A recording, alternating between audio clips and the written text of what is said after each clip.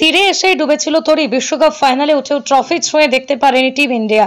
গত বছর 19 নভেম্বর আহমেদাবাদের নরেন্দ্র মোদী স্টেডিয়ামে অধরায় থেকে যায় বদলাপুর। ফাইনালে ভারত হেরে যায় 6 উইকেট। বিশ্বসেরা সেই অস্ট্রেলিয়া। প্রায় 1 লক্ষ দর্শকের প্রবল শব্দব্রহ্ম মিলিয়ে গিয়েছিল হারের হাহাকারে। আর ঠিক ওই দিনই রোহিত শর্মাদের কোচ হিসেবে চুক্তি শেষ হয়ে যায় রাহুল দ্রাবিড় ও তাঁর সাপোর্ট স্টাফদের। ওই অয়ালের তাঁর টিমকেই দায়িত্ব বহাল রাখে বিসিসিআই। তবে এবার যেতেই হবে। দ্রাবিড়ের চুক্তি শেষ হচ্ছে আসন্ন টি-20 বিশ্বকাপের পরে। বোর্ড হন্যে হয়ে খুঁজছে নতুন কোচ। একাধিকবার অনুরোধের পরেও রাহুল সাফ জানিয়েছেন তিনি তার দায়িত্ব থাকতে রাজি নন।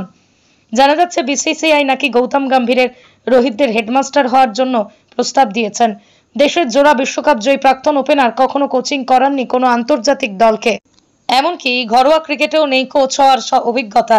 তবে লখনৌ সুপার জায়ান্টসের মেন্টর হিসেবে দুবারই দলকে তুলেছেন প্লে অফে। অন্যদিকে চলতি আইপিএলে কেকেআরের মেন্টর হয়ে নাইটদের সবার আগে নিয়ে গিয়েছেন প্লে অফে।